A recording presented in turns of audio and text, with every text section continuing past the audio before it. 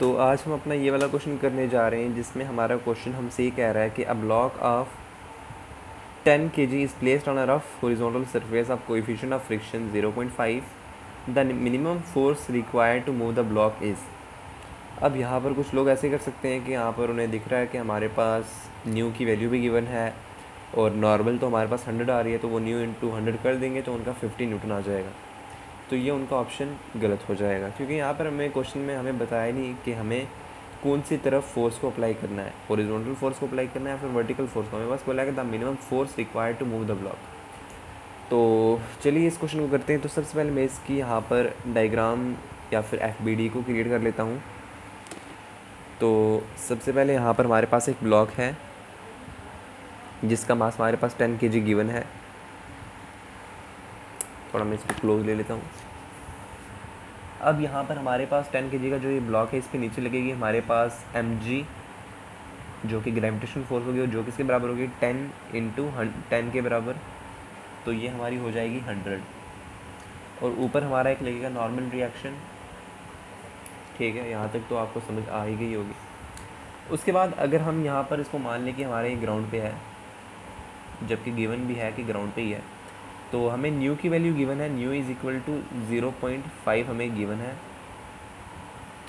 And उसके बाद अगर हम यहाँ पर इस पर फोर्स को अप्लाई करने की कोशिश करें तो हमें ना क्वेश्चन में दिया कि हमें हॉरिजॉन्टल फोर्स को अप्लाई करना है, ये भी नहीं दिया कि हमें वर्टिकल फोर्स को अप्लाई करना है। तो हम क्या करते हैं, एक एंगल से इस फोर्स को अप्लाई करते हैं। तो हम फॉर एग्जांपल यहाँ से इस फोर्स को अप्लाई करते हैं एंड यहाँ से हम उसका एक हॉरिजॉन्टल कंपोनेंट ले लेते हैं एंड एक हमारे यहाँ पर उसका वर्टिकल कंपोनेंट भी हो जाएगा। तो जो हॉरिजॉन्टल कंपोनेंट हमने यहाँ पर इसको थीटा के साथ वाला जो होगा वो होगा f cos थीटा, एंड ऊपर वाला जो होगा हमारा वो होगा f sin थीटा। और जाहिर सी बात है हमें फ्रिक्शन भी लग रही है इस ब्लॉक पे, तो फ्रिक्शन लगेगी पीछे की तरफ f, जो के बराबर होगी न्यू इंटू एन के। तो हमारी ये कुछ इस तरह की इसकी डायग्राम बन जाएगी। तो चलिए अब एक एक करके इसमें से हम चीज़ों को एक्सट्रैक्ट करना शुरू कर लेते हैं। तो सबसे पहले हमारा जो नॉर्मल रिएक्शन हम निकालते हैं, तो n plus F sine theta जो होगा बराबर होगा mg के, क्योंकि आप यहाँ पर देख सकते हैं कि हमारे पास नॉर्मल भी ऊपर लग रही है, एफ साइन थीटा भी ऊपर लग रहा है, तो दोनों ऐडअप हो जाएंगे एंड ये बराबर हो जाएंगे हमारे 100 के mg के, जो कि 100 के बराबर है। तो फॉर एग्जांपल के लिए अभी के लिए हम क्या कर रहे हैं कि हमें यहाँ पर वेरिएबल्स को ले रहे हैं, क्योंकि हमें थोड़ी सी डेरिवेशन करनी पड़ेगी। तो यहाँ से हमारी नॉर्मल जो हो जाएगी वो हो जाएगी mg minus F sine theta हो जाएगा। तो ये हमारी यहाँ से नॉर्मल की वैल्यू निकल कर आ जाएगी। तो उसके बाद अगर हमें फ्रिक्शन को निकालना है तो फ्रिक्शन हो जाएगी हमारी, friction is equal to mu into N हो जाएगा, है ना। न्यू तो हमें 0.5 गिवन है और नॉर्मल हमारे पास क्या हो जाएगी mg minus F sine theta. तो अभी के लिए हम क्या करते हैं कि इसकी न्यूमेरिकल वैल्यू को नहीं ले रहे हैं, क्योंकि हमें डेरिवेशन करनी है।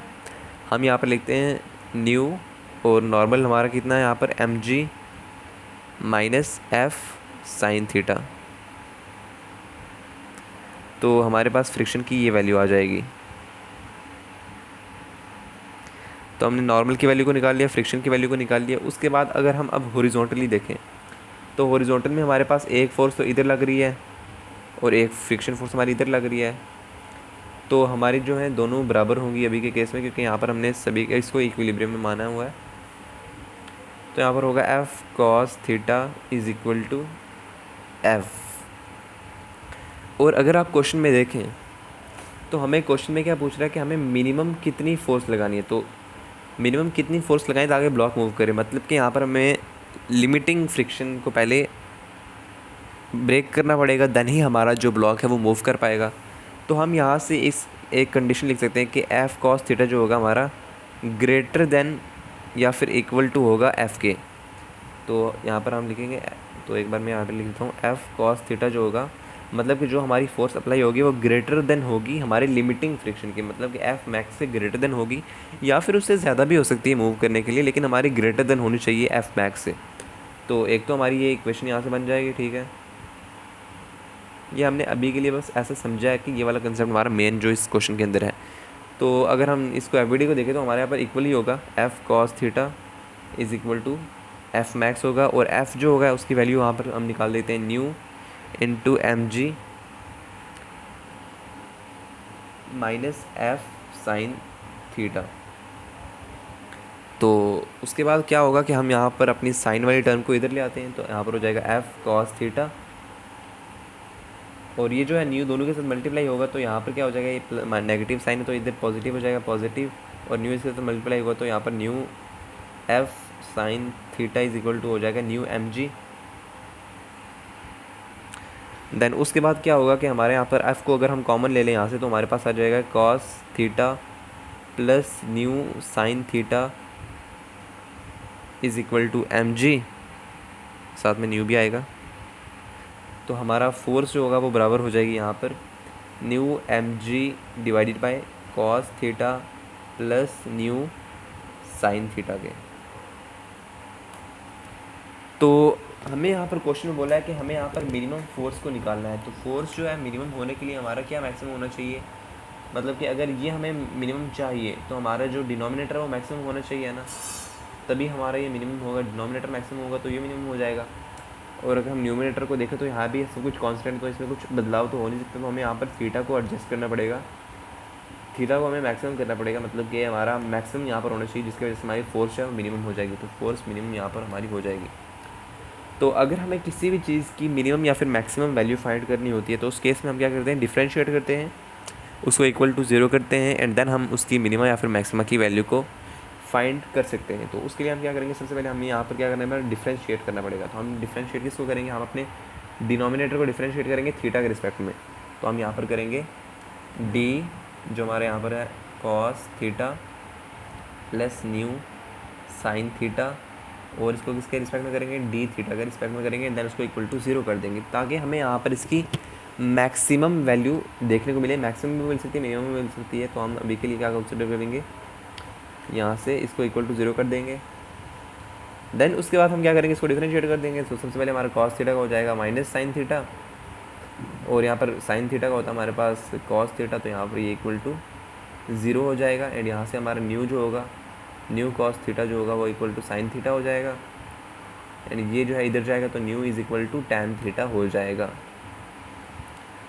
तो हमारी यहाँ पर टैन थीटा की वैल्यू आ गई न्यू। तो हमें पता है कि यहाँ पर हम इसे न्यू है तो इसके नीचे 1 भी लगा सकते हैं क्योंकि इससे कुछ फ़र्क तो पड़ेगा नहीं इस पर।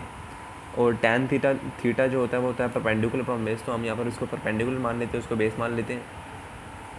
तो अभी के लिए हम यहाँ पर एक ट्राइंगल को ड्रॉ करते हैं ताकि आपको अच्छे से इस कंसेप्ट की क्लियरिटी हो। तो सबसे पहले हम यहाँ पर एक राइट एंगल ट्राइंगल को क्रिएट करेंगे, ठीक है, जिसके अंदर यहाँ पर ये 90 डिग्री का होगा एंगल होगा, ये थीटा होगा, ये हमारे पास होगी परपेंडिकुलर, ये हमारे पास होगा बेस और ये ऊपर हाइपोटेनस। तो परपेंडिकुलर हमें कितना है, यहाँ पर न्यू है तो हम यहाँ पर न्यू लिख देंगे, परपेंडिकुलर को न्यू, और बेस हमारी 1 है तो हमारी हाइपोटेनस कितनी हो जाएगी, परपेंडिकुलर स्क्वायर प्लस यहाँ पर बेस स्क्वायर हो जाएगा, तो यहाँ पर हो जाएगा न्यू स्क्वायर प्लस 1। तो यहाँ पर हमारा ये तीनों साइड्स की जो वैल्यूज़ हैं हमें देखने को मिल गई है। तो हमें यहाँ पर इक्वेशन क्या है, हमारी इक्वेशन जो है हमारी मेन इक्वेशन वो ये है, हमें इसी के लिए सब कुछ कर रहे हैं, राइट। तो हमें यहाँ पर कॉस थीटा चाहिए और साइन थीटा चाहिए, तो हम यहाँ से कॉस थीटा और साइन थीटा की वैल्यू को फाइंड कर सकते हैं ईजिली। तो हमारा साइन थीटा किसके बराबर हो जाएगा, साइन थीटा हो जाएगा हमारा परपेंडिकुलर अपॉन हाइपोटेनस के, जो कि यहाँ पर mu upon under root mu square plus 1 हो जाएगा। ये हमारी साइन थीटा की वैल्यू आ जाएगी।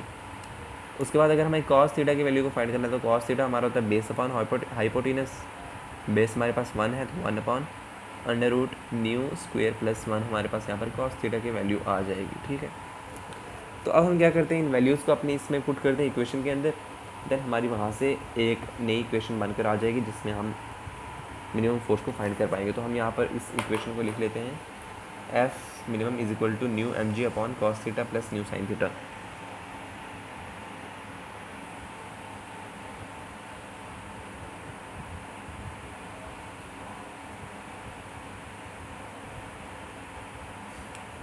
अब हमने यहाँ पर दोनों की वैल्यूज़ को फाइंड कर लिया, तो हम अब एक एक करके इनकी वैल्यूज़ को पुट करते हैं। तो हमारे पास सबसे पहले एफ़ मिनिमम विल भी इक्वल टू हो जाएगा न्यू एम जी, हम ऊपर वैसे ही लिखते हैं, एंड जो हमारे पास कॉस थीटा है वो हमारे पास है 1 under root mu square plus 1 के, तो हम इसको इसी तरह से लिखते हैं 1 upon root mu square plus 1 लिख देंगे यहाँ पर, एंड इसमें हमें ऐड करना है न्यू, और साइन थीटा हमारे पास क्या है, साइन थीटा हमारे पास है mu upon under root mu square plus 1, तो यहाँ पर हो जाएगा mu upon under root mu square plus 1।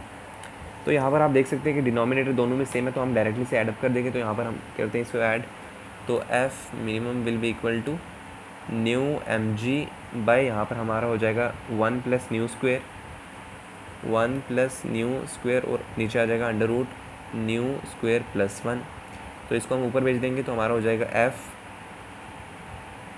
Minimum will be equal to mu M G into under root mu square plus 1 upon हो जाएगा हमारे पास 1 प्लस न्यू स्क्वेयर।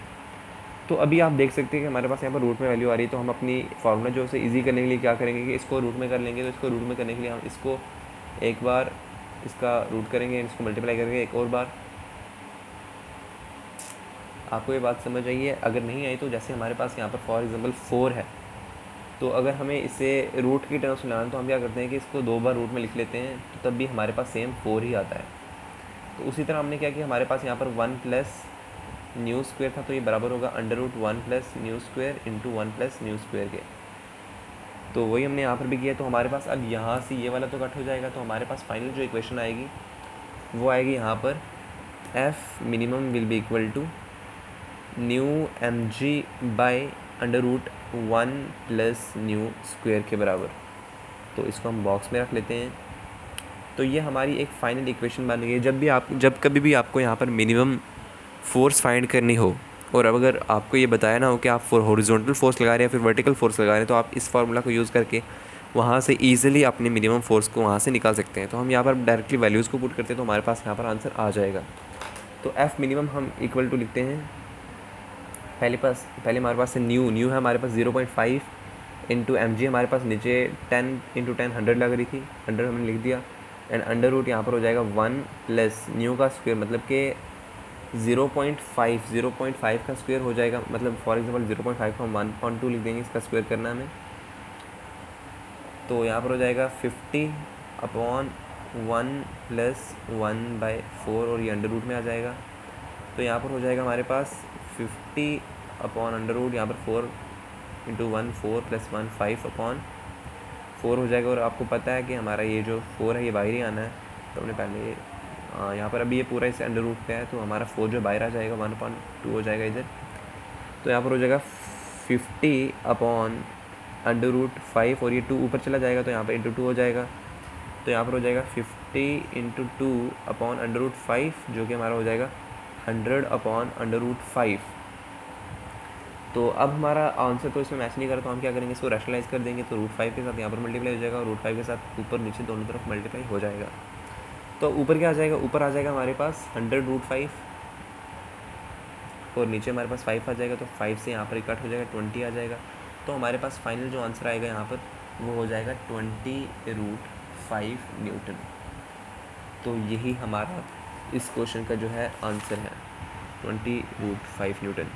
थैंक्स।